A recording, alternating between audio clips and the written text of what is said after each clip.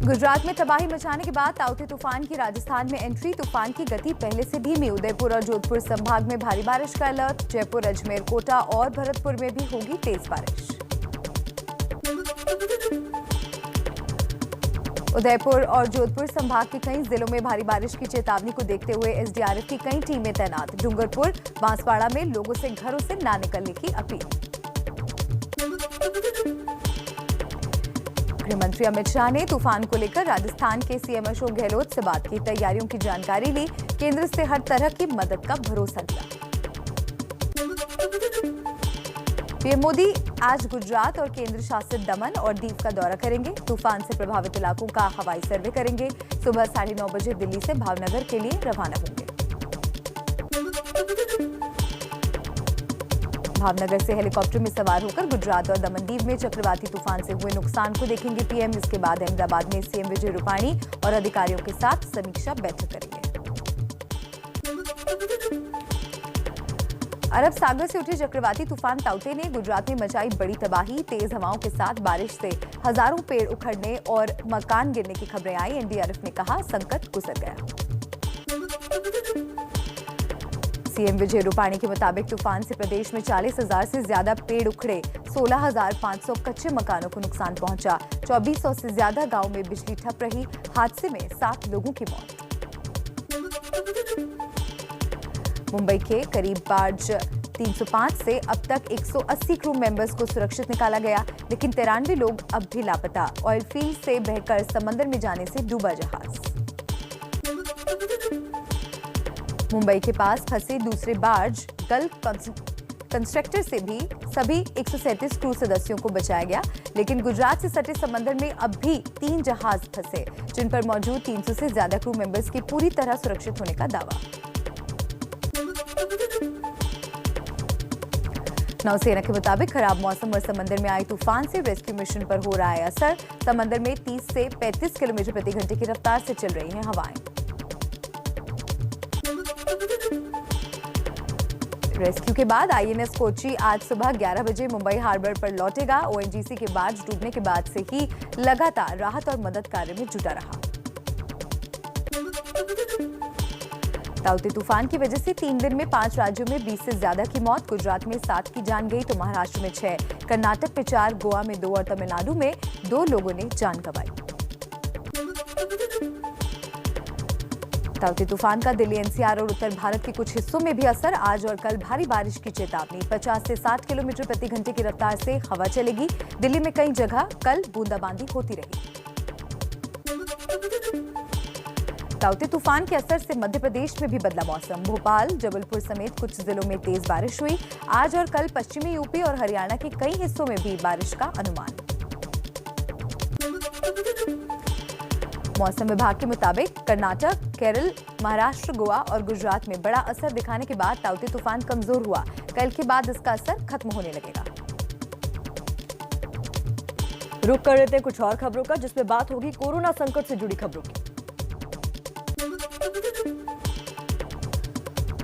देश में कोरोना के नए मामलों में कमी देखी गई, लेकिन मौत का आंकड़ा बढ़ता ही जा रहा है। 24 घंटे में सबसे ज्यादा 4,329 लोगों की मौत हुई। 2,63,537 नए मरीज आए।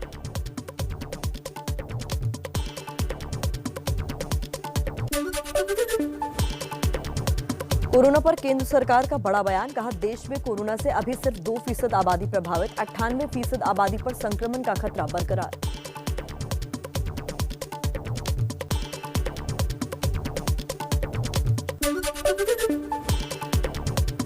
देश में तेजी से ठीक हो रहे हैं कोरोना के मरीज। केंद्रीय स्वास्थ्य मंत्रालय का दावा है 18 राज्यों में अब 50,000 से भी कम नए कोरोना केस।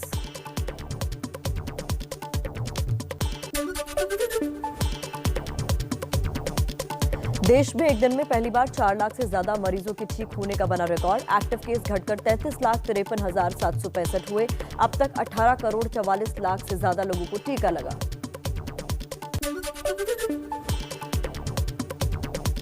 स्वास्थ्य मंत्रालय के मुताबिक देश में रिकवरी रेट बढ़कर 85.6%। अब सिर्फ 8 राज्य ऐसे हैं जहां रोज 10,000 से ज्यादा मरीज मिल रहे हैं। 75% नए मामले सिर्फ 10 राज्यों से ही आ रहे हैं।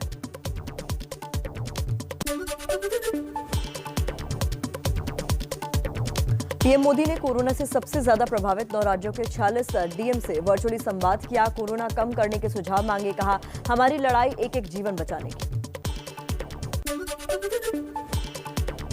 पीएम मोदी ने 9 राज्यों के जिलाधिकारियों से चर्चा के दौरान कोरोना कंट्रोल के लिए मध्य प्रदेश के मॉडल को सराहा। कहा, एमपी मॉडल की तरह काम करें तो कोरोना के खिलाफ लड़ाई और प्रभावी रहेगी। राहुल गांधी का पीएम मोदी पर फिर से निशाना। कहा, देश के भविष्य के लिए मोदी सिस्टम को नींद से जगाना जरूरी। दिल्ली पुलिस की एफआईआर पर बोले, कोरोना रोको, जनता से सवाल नहीं। सिंगापुर में मिला कोरोना का नया स्ट्रेन, बच्चों के लिए बेहद खतरनाक होने का दावा। दिल्ली के सीएम केजरीवाल बोले, सिंगापुर से हवाई सेवाएं तत्काल रद्द हो। सिंगापुर को लेकर दिए केजरीवाल के बयान पर केंद्रीय नागरिक उड्डयन मंत्री हरदीप पुरी का जवाब। कहा, पिछले साल मार्च से ही बंद है अंतर्राष्ट्रीय उड़ानें। सिंगापुर के साथ एयर बबल भी नहीं है, फिर भी हर हालात पर हमारी नजर। सिंगापुर वेरिएंट पर नीति आयोग के सदस्य डॉक्टर वीके पॉल ने कहा, अभी इस पर जानकारी की जरूरत है, उसे देखने के बाद ही कुछ कह पाएंगे। हर जरूरी फैसले लिए जाएंगे। दिल्ली में संक्रमण दर घटकर 6.89% हुई। पिछले 24 घंटे में कोरोना के 4,482 नए केस मिले। 265 लोगों की मौत, करीब 9,500 लोग डिस्चार्ज हुए।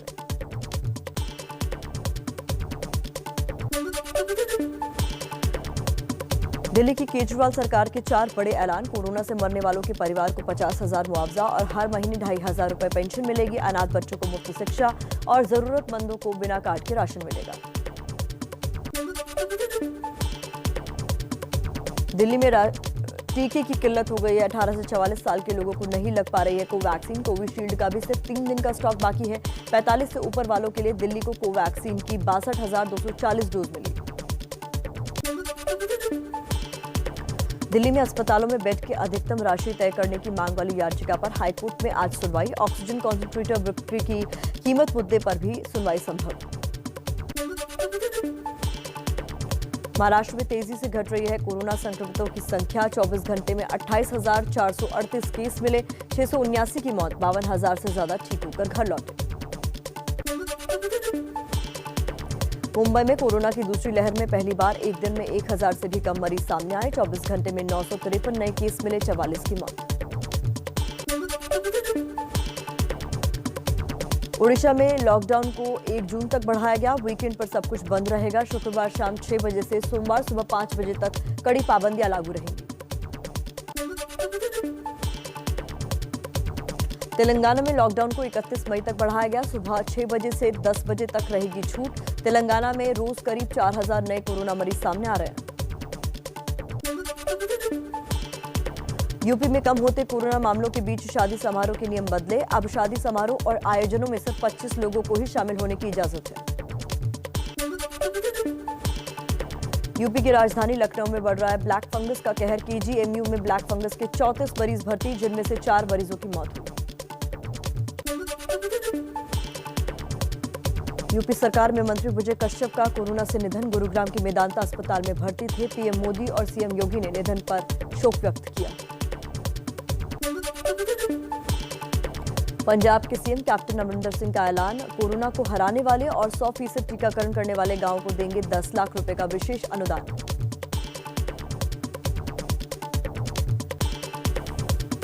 और चलिए कुछ और खबरें देख लेते हैं फटाफट अंदाज में।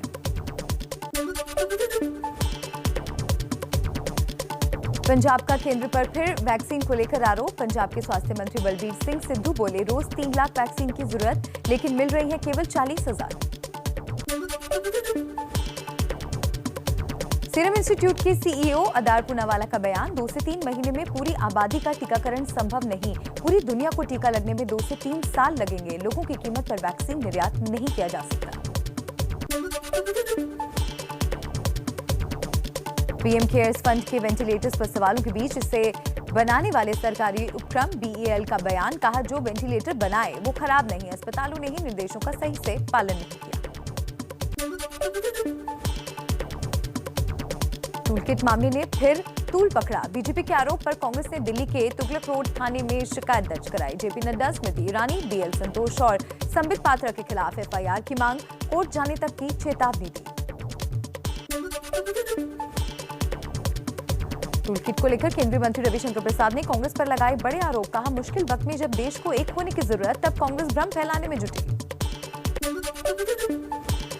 बंगाल के नारदा स्टिंग मामले में जेल में बंद टीएमसी नेताओं की पुनर्विचार याचिका पर आज कलकत्ता हाईकोर्ट में सुनवाई। हाईकोर्ट ने कल जमानत वाले सीबीआई के फैसले पर रोक लगाई थी। आज खत्म हो रही है चारों की हिरासत। बंगाल में चुनाव के बाद मारे गए बीजेपी कार्यकर्ताओं का परिवार सुप्रीम कोर्ट पहुंचा। एसआईटी गठन की मांग पर सुप्रीम कोर्ट ने बंगाल सरकार से जवाब मांगा। राजस्थान कांग्रेस में फिर सियासी संकट के बादल। पायलट गुट के विधायक हेमाराम चौधरी ने इस्तीफा दिया। बाड़मेर की गुड़ामालानी सीट से विधायक है हेमाराम। कद्दावर जाट नेताओं में होती है गिनती।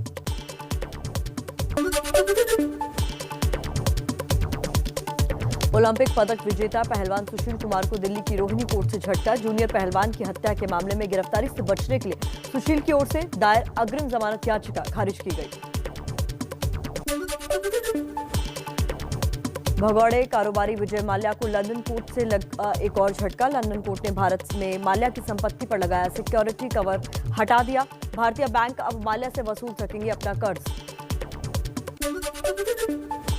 सिंगापुर में कोरोना वायरस के नए स्ट्रेन से दहशत। वहां की सरकार का दावा, बच्चों को बीमार कर रहा है भारत जैसा नया स्ट्रेन। आज से सिंगापुर में सभी स्कूल और कॉलेज अगले आदेश तक बंद। पाकिस्तान के नए राष्ट्रीय सुरक्षा सलाहकार नियुक्त किए गए 39 साल के मोईद यूसुफ 2 साल से पीएम इमरान के विशेष सलाहकार थे। बांग्लादेश में महिला पत्रकार रोजीना इस्लाम की 98 साल पुराने सीक्रेसी लॉ के तहत गिरफ्तारी। सरकारी भ्रष्टाचार का रोजीना ने खुलासा किया था। कोरोना का नौकरी पेशा लोगों पर असर। एक रिपोर्ट के मुताबिक 1 अप्रैल 2020 से अब तक 3.5 करोड़ कर्मचारियों ने पीएफ खाते से 1.25 लाख करोड़ रुपए निकाले। गूगल लाया है कॉलिंग के लिए नया फोन ऐप। कॉल आने पर कॉल करने वाले का नाम या नंबर बोलकर बताएगा। स्पैम कॉल का अलर्ट भी देगा। एक स्पोर्ट्स वेबसाइट की खबर के मुताबिक अगले साल नवंबर में टीम इंडिया करेगी बांग्लादेश का दौरा। 2 टेस्ट और 3 वनडे मैचों की सीरीज भी खेलेगी।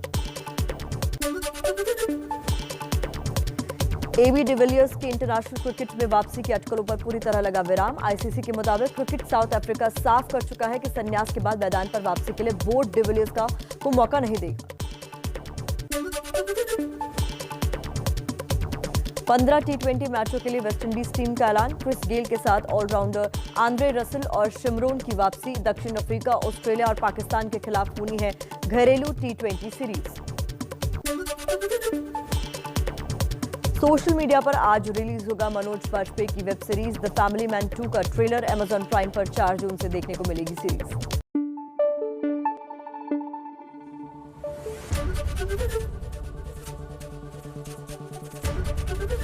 एबीपी न्यूज आपको रखे आगे।